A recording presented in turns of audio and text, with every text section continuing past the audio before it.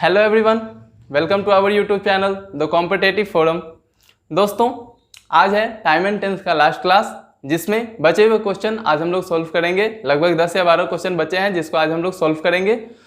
तो आपको एक चीज़ याद रखना है कि अभी तक हम लोगों ने जितने भी क्वेश्चन सॉल्व किए हैं उसमें बेसिकली ज़्यादातर कंडीशनल सेंटेंसेस मिले हैं या फिर उस पर बेस्ड मतलब एक ही कंसेप्ट को बार बार यूज़ किया गया है। तो आपको हमेशा अपने तैयारी के टाइम इस चीज़ का इस चीज़ को ध्यान में रखना है कि कंसेप्ट को क्लियर रखें, क्योंकि एक कंसेप्ट के ऊपर करीब 2, 3, 4 बार क्वेश्चन रिपीट होते हैं और एग्जाम में भी ऐसा ही होता है। तो चलिए शुरू करते हैं। आज हमारा जो अगला क्वेश्चन है आज का, जो कि क्वेश्चन नंबर 41 है, तो पढ़ते हैं क्वेश्चन को। 41 क्वेश्चन बता रहा है, it is about time you have taken your children to school, no error. अब दोस्तों बेसिकली 41 क्वेश्चन जो है वो काफ़ी अच्छा क्वेश्चन है, तो आप लोग इसको समझने की कोशिश कीजिए। देखिए 41 क्वेश्चन की अगर बात करें तो सबसे पहले आपको एक चीज़ याद रखना है, जैसे मैंने बोला आपको कि कंसेप्ट क्लियर रखना है। तो आप यहाँ पे एक कंसेप्ट है जिसको आप लोग याद रखिएगा कि कभी भी पहले मैं इस सेंटेंस को लिखता हूँ, उसके बाद हम इस क्वेश्चन को सॉल्व करेंगे। It is about time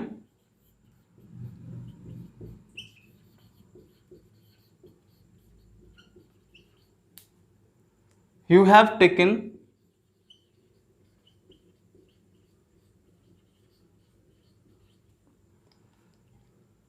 your children to a school।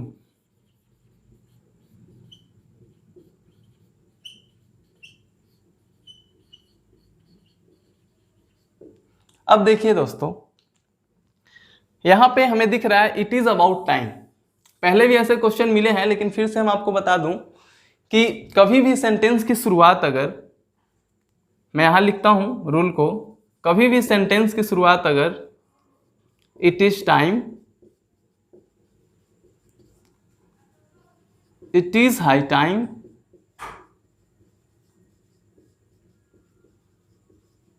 या फिर इट इज अबाउट टाइम,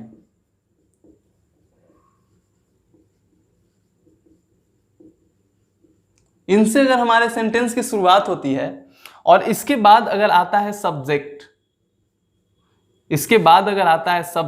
तो हम लोग यूज करते हैं V2 का और उसके बाद ऑब्जेक्ट। ये चीज आपको याद रखनी है, ये बहुत इंपॉर्टेंट रूल है और इस पे बहुत से क्वेश्चन एग्जाम में बनते हैं, बहुत बार ये पूछा भी गया है।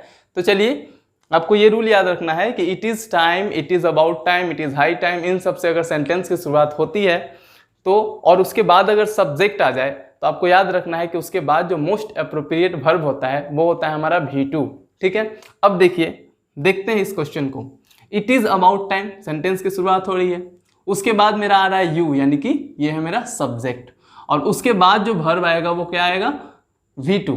तो इसको हटा के हम लोग करेंगे टेक, टुक, टेकन होता है, तो इसको हम लोग करेंगे V2 यानी कि टुक। और अब ये मेरा सेंटेंस हो गया बिल्कुल करेक्ट।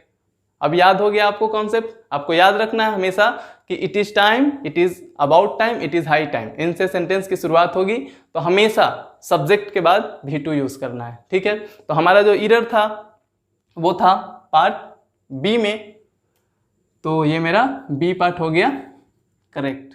चलिए दोस्तों देखते हैं हमारा नेक्स्ट क्वेश्चन, जो कि है क्वेश्चन नंबर 42, और पढ़ते हैं क्वेश्चन को। I had hope that I would see you the other day, but unfortunately I fell ill. I had hoped that I would see you the other day, but unfortunately I fell ill. अब देखिए इस sentence को समझते हैं। इस sentence में बताना क्या चाह रहा है, इसका मतलब है बेसिकली कि मुझे यह उम्मीद थी या आशा थी कि मैं तुमसे दूसरे दिन मिलूंगा, लेकिन दुर्भाग्यवश मैं बीमार हो गया। अब इस सेंटेंस में क्या दिखा रहा है, पास्ट का फ्यूचर।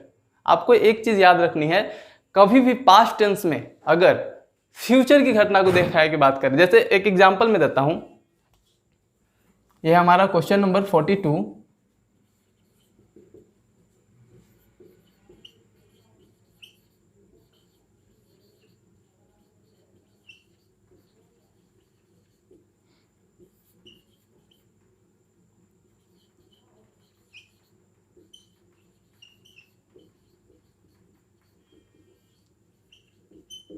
अब देखिए इस सेंटेंस को समझते हैं।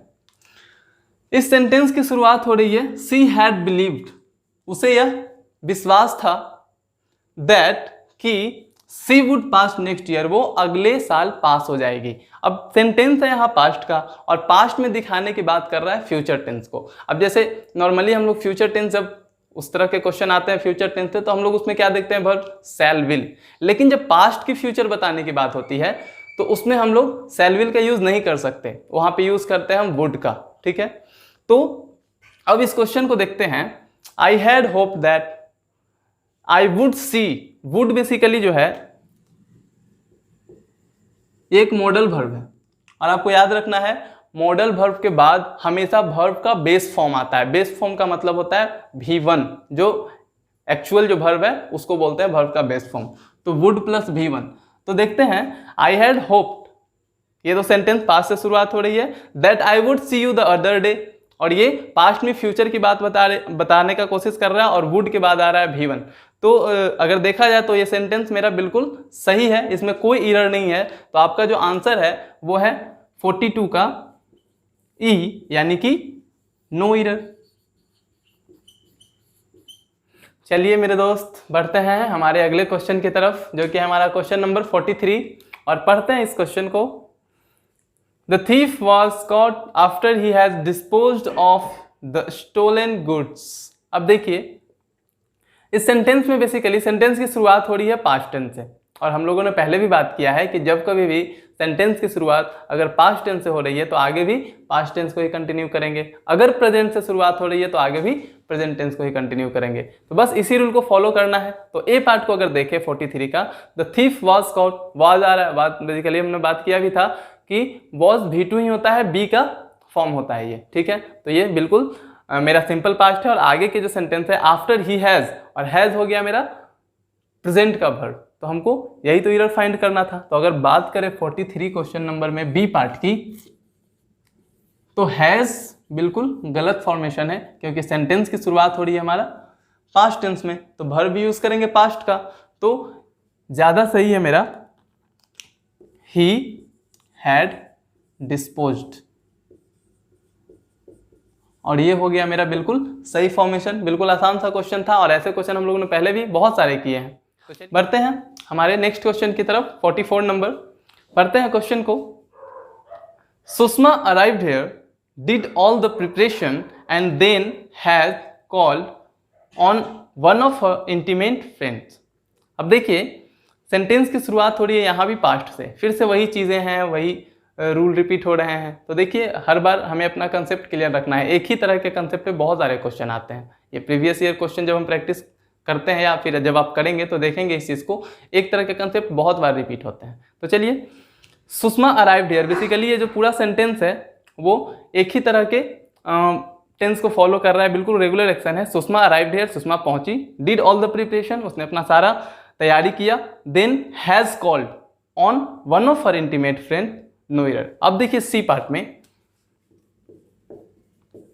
अगर सी पार्ट की बात करें तो यहाँ पे दिख रहा है हैज कॉल्ड, यानी कि प्रेजेंट का परफेक्ट टेंस। तो अब सोचने वाली बात है कि सेंटेंस की शुरुआत हो रही है पास्ट से, तो फिर आगे प्रेजेंट परफेक्ट क्या कर रहा है। तो हम क्या करेंगे, हम देखते हैं अगर ए पार्ट को, तो सेंटेंस में मेरा है सिंपल पास्ट, आगे भी है फिर से सिंपल पास्ट। तो जब रेगुलर एक्शन एक साथ हो ही रहे तो फिर से हम सिंपल पास्ट को यूज करेंगे। तो हम इसको कर देंगे then called on, then called on, और फर्दर जो आपका सेंटेंस है one of intimate friends. Intimate friends का मतलब होता है बहुत क्लोज फ्रेंड। तो सेंटेंस मेरा बता रहा है कि सुषमा पहुंची, अपना सारा प्रिपरेशन किया और उसने कॉल किया किसी अपने क्लोज मित्र को, दोस्त को। आई होप समझ आ गया होगा। तो हमारा जो एरर था वो सी पार्ट में था। चलिए मेरे दोस्त बढ़ते हैं हमारे अगले क्वेश्चन की तरफ, जो कि हमारा क्वेश्चन नंबर 45। पढ़ते हैं हमारे क्वेश्चन को।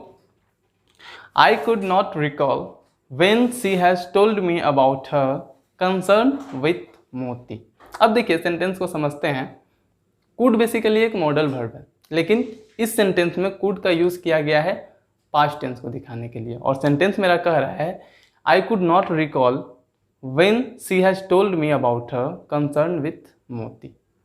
मैं यह याद नहीं कर सका कि उसने अपने बारे में क्या कहा था, और कंसर्न विथ का मतलब होता है बेसिकली अबाउट, यानी किसी के बारे में। कंसर्न विथ मोती यानी मोती के बारे में उसने मुझे क्या कहा था ये मैं याद नहीं कर सका, ये बेसिकली सेंटेंस है।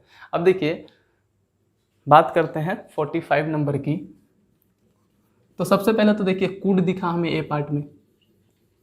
कुड बेसिकली मॉडल वर्ब है और मॉडल वर्ब के साथ हमेशा जो वर्ब आता है वो वर्ब का बेस फॉर्म आता है यानी कि V1। जब हम लोग मॉडल वर्ब पढ़ेंगे आगे तो फिर उसमें बहुत सारे मॉडल वर्ब हैं, उसका क्या क्या यूज़ है, कुड का डिटेल में क्या यूज़ है वो देखेंगे। लेकिन यहाँ पे बेसिकली अभी आपको इतना याद रखना है कि कुड काम कर रहा है पास्ट को मतलब बताने के लिए, ठीक है। अब देखिए वॉट सी हैज़, अब सी हैज़ तो हम लोगों ने बात किया पहले भी, हैज़ जो है वो है प्रेजेंट का वर्ब। तो हम लोग जब सेंटेंस है पास्ट में तो आगे फिर कंटिन्यू करेंगे पास्ट को। तो हैज़ को अब देखिए वॉट सी हैज़ टोल्ड, पहले तो एक बात है और यहाँ पे इस पार्ट को अगर लिखते हैं वॉट सी हैज़ टोल्ड, तो सेंटेंस की शुरुआत हो रही है अगर पास्ट से तो हम इस हैज़ को हैज़ नहीं लिख के इसको करेंगे हैड, तब मेरा हो जाएगा सेंटेंस करेक्ट। यानी कि सेंटेंस का जो मेरा बी पार्ट है उसमें एरर था। एक तो ये बात हो गई और एक और छोटी सी बात है आपको याद रखना है, बहुत बार हम कंफ्यूज हो जाते हैं इसको लेके। व्हाट है तो क्या ये सेंटेंस इंटेरोगेटिव सेंटेंस है? तो बेसिकली आपको याद रखना है, जब हम लोगों ने बचपन से ये चीज़ पढ़ा है कि सब्जेक्ट के बाद आता है वर्ब, ये होता है, और व्हाट उसके बाद फिर आ रहा है सब्जेक्ट और उसके बाद आ रहा है वर्ब। तो सब्जेक्ट के बाद जब वर्ब आता है ना तो वो सेंटेंस इंटेरोगेटिव नहीं होता। इंटेरोगेटिव सेंटेंस कौन होता है? जब वर्ब पहले आ जाए और उसके बाद आ जाए सब्जेक्ट, या फिर WH से अगर सेंटेंस की शुरुआत हो रही है तो ऐसा कुछ। तो एक छोटी सी बात है बस कि कभी भी व्हाट सी हैज़ टोल्ड इसका मतलब ये नहीं है कि वो एक कोई क्वेश्चन पूछ रहा है, ये बस बताने की बात कर रहा है कि उसने क्या कहा था, ये बेसिकली मैं भूल गया, मुझे याद नहीं है, ठीक है। तो सब्जेक्ट के बाद वर्ब, यहाँ भी आ रहा है सब्जेक्ट के बाद वर्ब, तो बिल्कुल अब मेरा सेंटेंस करेक्ट हो गया है और बी पार्ट में मेरा एरर था। चलिए देखते हैं हमारा अगला क्वेश्चन, क्वेश्चन नंबर 46 पढ़ते हैं क्वेश्चन को। That 2 and 2 always made 4 can not be doubted. अब देखिए 46 नंबर क्वेश्चन को हम लोगों ने एक सेंटेंस एक्चुअली एक रूल कंसेप्ट मैंने शुरू में ये बताया था कि कभी भी प्रेजेंट का रेगुलर एक्शन हो या कोई इर्रेगुलर एक्शन हो,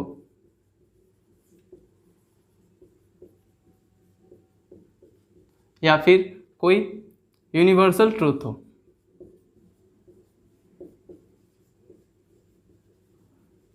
इन सब के लिए हम यूज करते हैं जो सबसे सुटेबल टेंस है वो होता है मेरा simple present.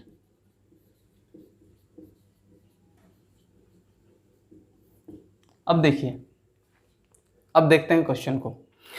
That 2 and 2 always made. अब अगर बात करें बी पार्ट की तो एक वर्ब दिख रहा है हमें मेड, और जो कि है V2, और V2 दिखाता है पास्ट को, ठीक है। और सेंटेंस को पढ़ के ये समझ आ रहा है कि 2 और 2 मिलके 4 बनते हैं, इसमें कोई डाउट नहीं है, ये कोई डाउटफुल वाला टॉपिक नहीं है। तो शुरू से हम लोग पढ़ते आ रहे 2 and 2 makes 4, 2 और 2 4 ही तो होते हैं, ऐसा थोड़े ना हम लोग 2 और 2 5 बना देंगे। फिल्मों पे नहीं जाना है, फिल्मों में कुछ और ही होता है। तो बेसिकली जो रियलिटी है वो यही है कि 2 and 2 makes 4, चूंकि यूनिवर्सल ट्रूथ है तो हम लोग यूज़ क्या करेंगे? सिंपल प्रेजेंट टेंस, ठीक है। तो मेड नहीं, इसको हम लोग करेंगे अगर सिंपल प्रेजेंट में तो ये मेरा हो जाएगा मेक्स। 2 and 2 makes 4 और this is your correct answer B. चलिए दोस्तों बढ़ते हैं हमारे अगले क्वेश्चन की तरफ जो कि हमारा क्वेश्चन नंबर 47। पढ़ते हैं क्वेश्चन को। Nobody knows when death will knock at his door, no error. अब देखिए सेंटेंस बता रहा है कोई नहीं जानता, nobody knows when death will knock at his door. मृत्यु जो होता है बेसिकली डेथ, वो किसके दरवाजे पे कब दस्तक दे जाएगी इस बात को कोई नहीं जानता है। तो सेंटेंस मेरा ये बता रहा है कि कोई नहीं जानता कि किसको मृत्यु कब आएगी या किसके दरवाजे पे कब मृत्यु आएगी, ठीक है, ये बता रहा है सेंटेंस। और सेंटेंस बिल्कुल अगर देखें तो सबसे पहली बात जो है कोई नहीं जानता, बेसिकली ये बता रहा है एक रेगुलर एक्शन, कोई नहीं जानता है, तो ये मेरा नोबडी नोज बिल्कुल सही है। और उसके बाद बात हो रही है फ्यूचर की, कब किसको मृत्यु आ जाएगी ये कोई नहीं जानता। तो उसके लिए जो मेरा नेक्स्ट फॉर्मेशन है वो है will, when death will knock. तो इस सेंटेंस की अगर बात करें तो इसका जो फॉर्मेशन है वो बिल्कुल सही है। सच में कोई नहीं जानता कब किसको मृत्यु आएगी, तो सेंटेंस मेरा बिल्कुल करेक्ट है। और आपका जो आंसर है वो है मेरा ई पार्ट, यानी कि नो एरर। मैंने बहुत बार आपको बताया है कि एग्जाम में बहुत से ऐसे क्वेश्चन होते हैं कई बार जिसमें कोई एरर नहीं होता है, तो वो चीज़ें भी आपको फाइंड करके रखनी है। और जब आपका कंसेप्ट क्लियर रहेगा तो आप इन चीज़ों के बीच आसानी से तालमेल बना पाएंगे। Now see our next question, that is question number 48। पढ़ते हैं क्वेश्चन को। Deepu hopes to become an officer after he will complete his higher education. अब देखिए सेंटेंस मेरा बता रहा है कि दीपू का ऐसा आशा करता है या उसे उम्मीद है कि वह एक ऑफिसर बनेगा, लेकिन कब? तो आफ्टर कंप्लीट हिज एजुकेशन, जब वो अपना हायर एजुकेशन कंप्लीट कर लेगा उसके बाद वो ऑफिसर बनेगा। ठीक है, अब देखिए 48 नंबर की बात करते हैं, देखते हैं समझते हैं। बेसिकली सेंटेंस मेरा ये बता रहा है कि जब वो अपने हायर एजुकेशन को कंप्लीट कर लेगा तब जाके वह ऑफिसर बनेगा। तो पहले जो एक्शन हो रहा है बेसिकली प्रेजेंट में कोई काम जो कि ख़त्म हो रहा है, तो उसके लिए जो मेरा बेस्ट टेंस होता है, बेस्ट सुटेबल जो है बेटर, वो है मेरा परफेक्ट टेंस। ठीक है, जब एक काम हमने ख़त्म किया तो उसके लिए हम लोग यूज़ करते हैं परफेक्ट टेंस का। तो अब देखते हैं अगर इस सेंटेंस के पार्ट सी की तो यहाँ पे हमें दिख रहा है ही विल कंप्लीट, और विल तो जो वर्ब है वो दिखाता है फ्यूचर को, तो पहले तो वो अपना स्टडी कंप्लीट करेगा ना, उसके बाद वो ऑफिसर बनेगा। सिंपल सी बात है, छोटी सी बात है। तो अब देखिए ही विल कंप्लीट, और इसको हम क्या करेंगे, करेंगे ही हैज़ कंप्लीटेड, क्योंकि पहले वो अपना हायर एजुकेशन कंप्लीट करेगा और उसके बाद जाके वह ऑफिसर बनेगा। जो भी सपना हो, आखिर एक लिमिटेशन होते है, उसके बाद ही तो आप किसी चीज़ को करते हो। तो ये मेरा करेक्ट आंसर है जो कि पार्ट सी है। आई होप समझ आ गया होगा। चलिए दोस्तों देखते हैं हमारा अगला क्वेश्चन, जो कि है मेरा क्वेश्चन नंबर 49। पढ़ते हैं इसको। Meenu along with her parents is going to Mumbai tonight because her eldest brother is ill there। अब देखिए Meenu along with her parents is going to Mumbai। अब एक छोटी सी बात है, आप हमेशा याद रखना कि कभी भी, जैसे मैं एक एग्जांपल लिखता हूँ आपके सामने, तब ये चीज़ आपको ज़्यादा आसानी से समझ आएगी।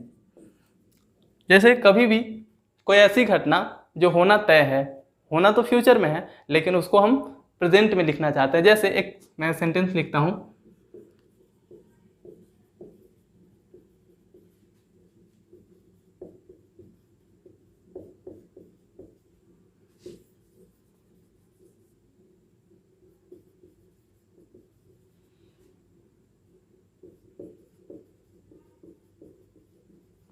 अब देखिए इस सेंटेंस को, the prime minister comes Patna tomorrow.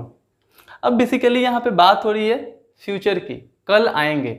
लेकिन जो एक तरीका होता है, जैसे कभी भी मान लीजिए प्राइम मिनिस्टर आने वाले हैं, तो उनके आने की जो तैयारियां होती है वो पहले से शुरू हो जाती है। उनके लिए जो भी ज़रूरी सुविधाएं हैं, स्टेज बनाए जाते हैं, बड़े बड़े होर्डिंग्स लगाए जाते हैं, जो कि आप देखते हो शहरों में, और उससे जुड़ी और भी बहुत सारी तैयारियां होती है। बहुत सारे आर्म फोर्स आते हैं और उस चीज़ को देखभाल करते हैं। तो बेसिकली मेरा कहने का सेंस ये है कि कुछ ऐसे सेंटेंस होते हैं जिसको हम ऐसे समझते हैं कि वो फ्यूचर में होने वाले हैं, लेकिन वो काम मेरा तय है।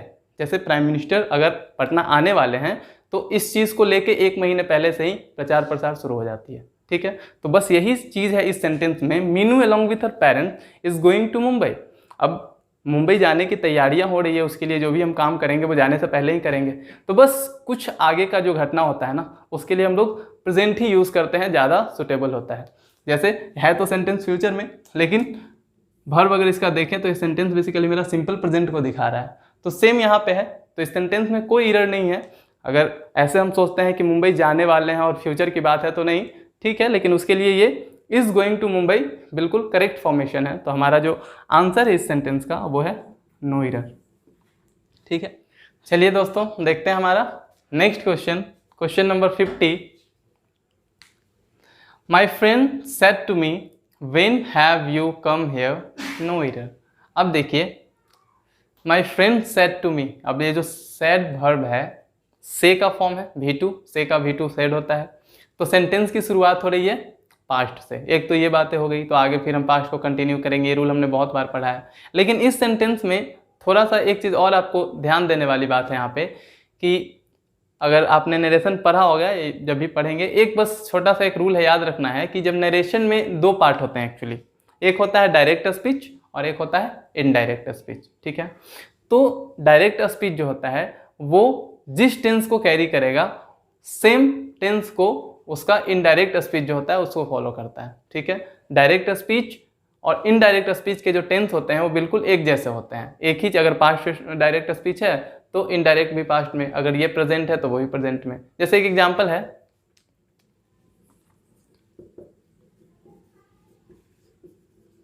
he said to me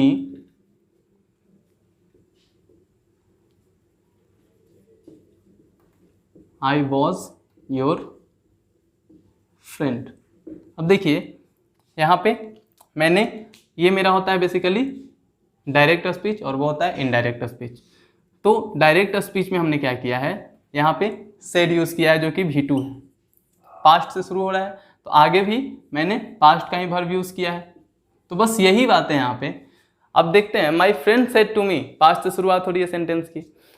when have, और हैव दिखाता है मेरा प्रेजेंट का वर्ब है, हैव जो है वो प्रेजेंट का वर्ब है, प्रेजेंट का एक्शन दिखाता है। तो हैव नहीं, इसको हम करेंगे व्हेन हैड यू। अगर बात करें मेरा सी पार्ट की, तो सी पार्ट में हम करेंगे व्हेन हैड यू, और तब ये मेरा सेंटेंस हो जाएगा सही। चलिए दोस्तों, बढ़ते हैं हमारे अगले क्वेश्चन की तरफ। हमारा क्वेश्चन नंबर 51 है। देखते हैं क्वेश्चन को। He would not have done all this if he had not been instigated by his wife। अब देखिए 51, एक रूल हम लोगों ने पढ़ा था पिछले कुछ क्वेश्चन में कि जब सेंटेंस की शुरुआत इफ से होती है, उसके बाद आता है मेरा subject plus had plus V3, और फिर जो फर्दर सेंटेंस होते हैं वो होते हैं subject plus would have plus V3। और बेसिकली यहाँ पे हुआ क्या है कि इस पोर्शन को उठा के आगे कर दिया गया है और उसके बाद इस सेंटेंस को लाया गया है। अब देखिए, he would not have done all this, उसने ये सब नहीं किया होता, if he had not been instigated by his wife। instigated का मतलब होता है बेसिकली बहकाना या भड़काना। तो अगर उसकी पत्नी ने उसे नहीं भड़काया होता तो उसने ये सब नहीं किया होता। बेसिकली सेंटेंस ये है, ठीक है। तो हमने बात किया कि स्ट्रक्चर मेरा ये होता है और इस पार्ट को उठा के आगे कर दिया गया है। तो एक सेंटेंस के दो पार्ट हैं और बस उसको ऐसे कर दिया गया है, तो एक ही बात है। तो सेंटेंस की अगर बात करें तो इसका आंसर होगा बिल्कुल नो एरर, क्योंकि देख रहे हैं हम लोग स्ट्रक्चर को बिल्कुल फॉलो कर रहा है। सब्जेक्ट प्लस वुड है प्लस V3, और फिर इफ से सेंटेंस की शुरुआत, उसके बाद subject plus had plus V3, तो बिल्कुल सही है। चलिए डियर फ्रेंड्स, आज का हमारा लास्ट क्वेश्चन है। देखते हैं क्वेश्चन नंबर 52 को पढ़ते हैं।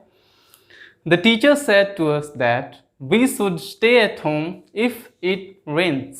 अब देखिए, अभी हमने बात किया था The teacher said to us, basically sentence की शुरुआत हो रही है पास्ट से, फिर से वही बातें वही चीज़ें, बस इतनी सी बात है, हर बार वही चीज़ें रिपीट हो रही हैं। और हमने आपको बार बार यही बताने का कोशिश किया है कि एक बार जो कंसेप्ट आपके सामने आए उसको आप दिमाग में फिक्स कर लो, क्योंकि उससे रिलेटेड क्वेश्चन आने ही आने हैं, ठीक है। देखिए, The teacher said to us that we should stay at home if it rains। अब सेंटेंस की शुरुआत हो रही है हमारी पास्ट से, said फिर से वही वर्ब, से का V2 said होता है। आगे देखते हैं, we should stay at home, should basically past में यूज होता है कभी कभी। The teacher said to us that we should stay at home if it rains। अब ये जो मेरा लास्ट सेंटेंस है डी पार्ट में, वो है मेरा सिंपल प्रेजेंट। तो जब सेंटेंस की शुरुआत हो रही है पास्ट से तो फिर सिंपल प्रेजेंट, ये तो बिल्कुल गलत फॉर्मेशन है, तो इसको हमको सही करना है। तो डी पार्ट की अगर बात करें तो इसको हम क्या करेंगे, इसको करेंगे इफ इट रेन, क्योंकि पास्ट में है तो पास्ट के लिए V2 ही तो यूज करते हैं। तो रेन का V2, बेसिकली रेन का मतलब यहाँ वर्षा होना है, एक्शन को दिखा रहा है। तो ये मेरा पार्ट डी था, इसमें एरर था और इसको हम लोगों ने सही कर लिया। तो दोस्तों, आज हमने टाइम एंड टेंस को कम्प्लीटली ख़त्म कर लिया है। इस चैप्टर के अंदर 52 क्वेश्चन थे। आई होप आप लोग को समझ आया होगा, अच्छा लगा होगा। जो कुछ भी आपके मन में आया हो, जैसा भी आपको लगा हो, आप प्लीज़ कमेंट करें इस चीज़ को। और मैं इस चैनल पे हर एक कंटेंट लाने वाला हूँ, डिटेल में मैं आपको चैप्टर का एक्सप्लेनेशन दूंगा। और मेरा ये मकसद है कि गांव में बेसिकली जो अब तो देखिए CET भी आ गया है, तो उसके लिए इंग्लिश काफ़ी ज़रूरी हो गई है। जो रेलवे के स्टूडेंट थे या किसी भी मतलब बैकग्राउंड से बिलोंग करते हैं, उनके लिए इंग्लिश ज़रूरी हो गया है। अब बातें ये है कि गांव के कुछ बच्चे ऐसे होते हैं जो बेसिकली गवर्नमेंट स्कूल से निकले होते हैं और उन्हें इंग्लिश का भी नहीं पता होता, कुछ नहीं जानते। तो मैं ये चाहता हूँ कि मैं इंग्लिश को इतनी बेसिक लेवल से उठाऊंगा, आपको बताने का कोशिश करूंगा, बिल्कुल बेसिक। एक बार आप बेसिक पर हो और फिर उसको उठा के वहां तक पहुंचो जो एग्जाम में लेवल होता है। मेरा ये कोशिश है और आप लोग अगर साथ देंगे तो मैं इस चीज़ को जरूर पूरा करूंगा। तो आप लोग इस चैनल को ज़्यादा से ज़्यादा शेयर करें, अपने दोस्तों तक पहुँचाएँ और भरपूर इसका लाभ उठाएँ। दोस्तों, किसी चीज़ का टेंशन नहीं लेना है, हर एक चीज़ इस चैनल पे मैं लाऊंगा आपके लिए जो एग्जाम के लिए ज़रूरी है। बस इस चीज़ को आप अपने दिमाग में फिक्स कर लो कि कहीं भागदौड़ करने की जरूरत नहीं है, कोई पेड कोर्स और कुछ नहीं, बस साथ में मिलकर मेहनत करना है और आगे बढ़ना है। यही हमारा मेन फोकस है, मेन मोटिव है। ठीक है, थैंक यू दोस्तों। आई होप आप लोग हमें सपोर्ट करेंगे और चैनल को ज़्यादा से ज़्यादा शेयर करिए ताकि आपके ज़्यादा से ज़्यादा दोस्त इस चैनल से जुड़ सकें। और हम लोगों ने पहले भी बात किया था इस बात को कि इस चैनल पे मैथ भी चल रहा है, बहुत जल्द GS भी स्टार्ट होने वाले हैं। तो मेंसुरेशन अभी चल रहा है, उसके कंप्लीट वीडियो आप लोग देखें। उसमें प्रीवियस ईयर के क्वेश्चन करवाए जा रहे हैं जो कि काफ़ी इंपॉर्टेंट है एग्जाम के लिए। अगर आप प्रीवियस ईयर क्वेश्चन करके जाते हो एग्जाम में, तो सबसे पहला तो चीज़ ये है कि एग्जाम में आपका टाइम का रिडक्शन हो जाता है, टाइम बहुत बच जाता है। अब जिस क्वेश्चन को आपने 4-5 बार प्रैक्टिस किया हुआ है, उस क्वेश्चन को देखते के साथ आप उस टाइम को सेव कर लोगे, तो ये बहुत बड़ा बेनिफिट होता है। प्लस में इंग्लिश के कुछ कंसेप्ट से देख रहे हैं हम लोग, लगातार रूल्स रिपीट हो रहे हैं, तो उन चीज़ों को अगर हम ध्यान में रख लें तो हमारा एग्जाम का जो लेवल होता है वो तो अच्छा मिलता ही है, प्लस में मतलब एग्जाम में क्वेश्चन अटेम्प्ट करने का तरीका हमें मिल जाता है। तो बस आप इन सब चीज़ों को ध्यान में रखिए और हमें सपोर्ट कीजिए। थैंक यू सो मच, धन्यवाद।